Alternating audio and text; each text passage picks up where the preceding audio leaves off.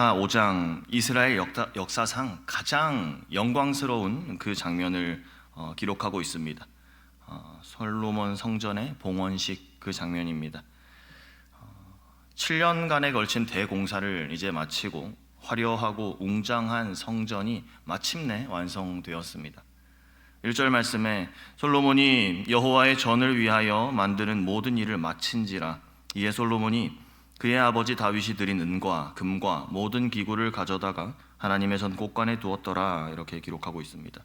여호와의 전을 위하여 만드는 모든 일을 마친 이 순간에 솔로몬이 마침내 이 성전 건축을 완성했을 때에 사람들의 시선은 당연히 그 완성된 웅장하고 아주 멋진 그 건물을 향하게 될 것입니다. 그런데 그때에 성경은 우리의 초점을 그 성전이 아니라 다른 곳으로 의도적으로 돌리고 있더라는 것입니다. 바로 언약궤입니다. 2절 말씀에 이에 솔로몬이 여호와의 언약궤를 다윗성 곧 시온에서부터 메어 올리고자 하여 이스라엘 장로들과 모든 지파의 우두머리 곧 이스라엘 자손의 족장들을 다 예루살렘에 소집하니 기록되어 있습니다. 이것이 오늘 우리에게 주는 첫 번째 교훈입니다. 이 말씀 가운데에서 우리가 발견할 수 있는 교훈은 외형보다는 내용이, 건물보다는 관계가, 우리의 업적보다는 하나님의 약속이 훨씬 더 중요한 것이다 라는 것입니다. 이스라엘 백성들에게 있어서 언약궤에 어떤 의미가 있습니까? 하나님께서 시내산에서 이스라엘과 그 언약을 맺으실 때 하나님의 변하지 않는 그 약속의 상징입니다. 광야 생활 40년 동안 하나님께서 함께 하신 그 하나님의 임재의 증거, 신실하신 하나님께서 이스라엘 백성들과 동행하신다는 그 살아있는 증거가 바로 이스라엘 백성들에게 언약궤 되었던 것이죠. 그 안에는 하나님께서 친히 새겨주신 그 십계명판도 들어 있었습니다. 이스라엘 백성들 언약궤를 볼 때마다 우리는 하나님의 백성이구나, 하나님께서 우리와의 그 신실한 약속을 지키셨구나, 그들의 정체성 그 자체였던 것입니다. 그런데 우리가 여기서 놓치지 말아야 할 장면이 하나 있습니다. 언약궤를 옮기는 방식입니다. 과거에 다윗이 언약궤를 옮길 때에 그때 잘못된 방법으로 옮기려다가 우사가 죽는 그러한 사건을 경험했었습니다.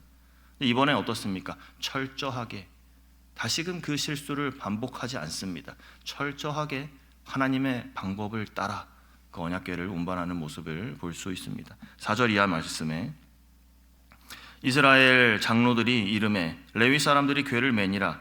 궤와 회막과 장막 안에 모든 거룩한 기구를 메고 올라가되 레위인 제사장들이 그것들을 메고 올라가매 솔로몬 왕과 그 앞에 모인 모든 이스라엘 회중이 궤 앞에 서서 양과 소로 제사를 드렸으니 그 수가 많아 기록할 수 없고 셀 수도 없었더라.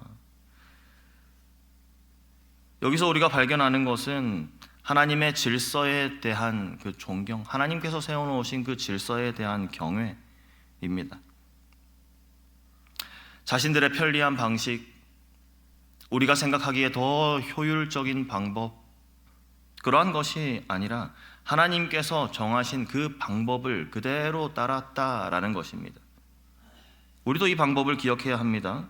우리가 하나님께 나아갈 때, 하나님께 예배할 때, 섬길 때 내 방식대로, 내 생각대로 고집하는 것이 아니라 나의 경험과 나의 생각을 앞세우는 것이 아니라 하나님의 말씀, 하나님의 질서, 무엇보다 우선시 되어야 함을 우리가 기억해야겠습니다.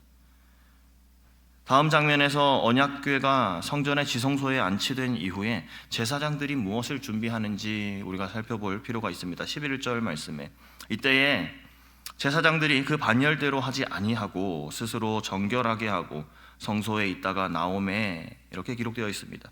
제사장들은 그 질서, 규칙 이러한 것들 무엇보다 중요한 사람들이었죠. 근데 성경 말씀에서 제사장들이 그 반열대로 하지 않았다라고 이렇게 기록되니까 뭔가 잘못한 것이 아닌가 이런 생각이 우리가 들 수가 있습니다. 근데 성경이 기록한 이 내용이 무엇입니까? 제사장들 그 이후에 스스로 정결하게 하고 성소에 나왔다. 제사장들이 먼저 몸을 정결하게 하였습니다. 하나님 앞에 나아가기에 합당한 그들의 영적 상태를 만든 것이지요. 하나님 앞에 자신들을 구별하고 정결하게 세우기 위하여 그들 스스로 겸비했습니다. 그 다음으로 제사장들을 이들이 반열대로 나아가지 않았다라는 이 말은 이들이 하나됨으로 주님 앞에 나아갔다라는 아주 긍정적인 그러한 표현입니다. 그들은 반열을 따르지 않았습니다. 그 구분을 넘어선 것입니다. 함께 하나님 앞에 나아갔습니다. 개인의 순서, 자격 이런 것들 따지지 아니하였고 공동체가 전체로 한마음 되어서 하나 되어서 하나님 앞에 나아갔다라는 것을 기록하고 있는 그 구절인 것입니다. 이어지는 12절 말씀에 보면 나팔 부는 제사장만 120명, 여기에 찬양하는 레위인들, 재금, 수금, 비파, 연주하는 그 악사들까지 합한다면 수백 명 규모의 아주 대규모 찬양단이었습니다.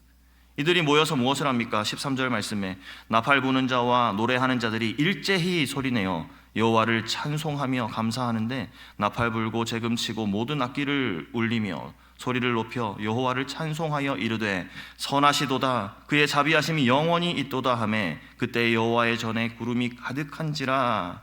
아멘. 이들이 일제히라고 그렇게 기록되어 있습니다. 일제히 소리를 내어 여호와를 찬송하며 완벽히 하나된 모습, 목적을 가지고 연합한 이스라엘 백성들의 모습을 강조하고 있는 표현이죠. 이들이 그냥 하나님 앞에 나아갔다가 아니라 한마음 되어서 하나님을 찬양하기 위하여 준비된 모습으로 하나 되어 그렇게 나아갔더라 라는 것을 강조하고 있는 것입니다. 우리가 이 가운데서 발견할 수 있는 것이 하나님이 원하시는 그 찬양의 모습, 하나님이 원하시는 그 성도들의 하나됨의 모습, 그 하나됨으로 나아가 주님께 찬양하는 이 모습, 주님께서 기뻐하시는 찬양이구나 라는 것을 발견할 수 있는 것이지요. 우리 각자 자기의 소리를 내는 것이 아니라 완전한 하나됨 속에서 드려지는 그 찬양입니다. 성령 안에, 한 성령 안에 하나된 모습으로. 어떻게 찬양합니까? 여호와는 선하시도다 그의 인자하심이 영원하시도다. 그렇게 찬양하는 우리 교회가 될 수 있기를 소망합니다. 한 성령 안에서 주시는 한 마음으로 하나 되어 주님을 찬양하는 그러한 교회, 그러한 우리 교회의 모습 하나님께서 기뻐하시고 우리의 그 찬양을 기뻐 받아 주실 줄 믿습니다. 14절 말씀에 공동체가 완벽한 하나됨 속에서 하나님의 신실하심을 고백하는 그 순간에 일어난 아주 놀라운 모습입니다. 제사장들이 그 구름으로 말미암아 능히 서서 섬기지 못하였으니 이는 여호와의 영광이 하나님의 전에 가득함이었더라. 아멘. 하나님의 영광이 구름 가운데 나타나셨습니다. 이 장면 출애굽기 40장 그 모세가 성막을 완성했을 때와 똑같은 장면입니다. 하나님께서 이 성전에 임하셨다는 것을, 하나님께서 이 성전에 임하셨다는 것을 공식적으로 확증하는 아주 압도적인 그 하나님의 임재를 확증하는 구절인 것이죠. 특이한 모습들이 기록되어 있습니다. 제사장들은 평생을 하나님을 섬기도록 훈련받은 자들입니다. 그렇게 준비된 전문가들이었습니다. 그런데 그들이 아무리 완벽하게 준비했어도 하나님의 이 압도적인 임재 앞에서 그냥 멈춰 설 수밖에 없었다라는 것이죠. 이 말씀 속에서 우리가 또한 한 가지 교훈을 발견하게 됩니다. 우리가 주도하던 모든 활동, 아무리 정교하게 준비된 그러한 종교 의식이라 할지라도 중요하죠. 물론 귀한 것입니다. 하지만 하나님의 임재 앞에서 우리 그 모든 것을 완전히 멈출 줄 알아야 된다는 겁니다. 하나님의 임재는 어떤 공식이 아닙니다. 하나님, 우리가 건물 지었습니다. 우리가 성전을 아주 멋들어지게 완성했습니다. 그리고 이곳에서 우리가 한 마음으로 주님을 찬양할 때에 그러면 건물, 준비된 예배, 이 공식이 맞닥뜨려졌을 때 하나님 임재하여 주셔야 되는 겁니다 라고 이렇게 공식처럼 하나님 앞에 들이미는 것이 아니라는 것이죠. 하나님의 임재는 하나님께서 하시는 주권적인 응답이십니다. 우리가 할 수 있는 것은 그저 성결한 마음으로 준비되는 것, 하나된 마음으로 주님 앞에 나아가는 것, 그리고 그 하나님에 대한 신실한 고백, 우리의 삶과 우리의 마음을 담아드리는 하나님에 대한 그 찬양, 여기까지. 나머지는 전적으로 하나님의 주권에 달려있는 것이죠. 하나님께서 하시는 것입니다. 그렇기 때문에 오늘 본문 우리에게 이런 질문을 던집니다.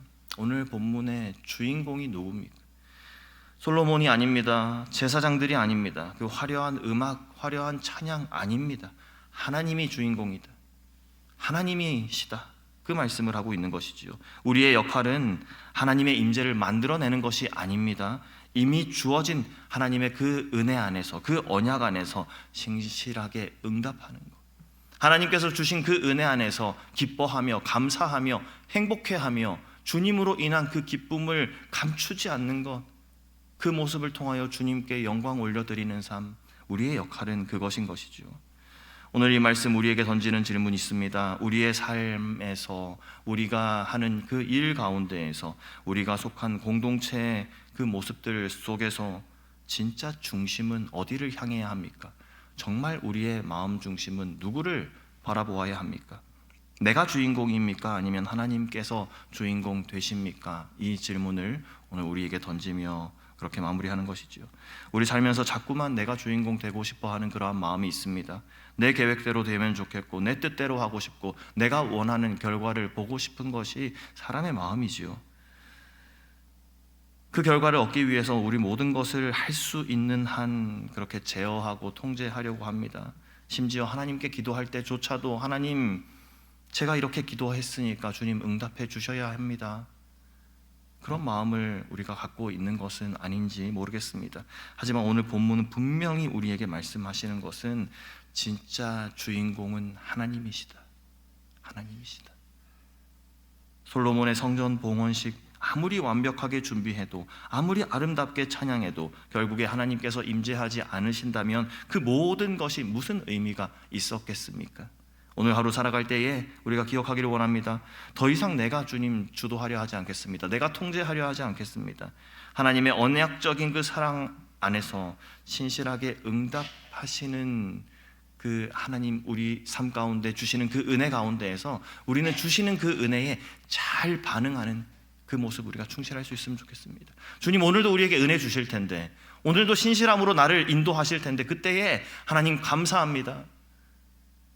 주님 감사합니다. 그 찬양, 그 주님 은혜에 대한 감사, 그것으로 우리의 삶을 가득 채워낼 수 있기를, 그렇게 주님께 반응하며 주님께 응답하며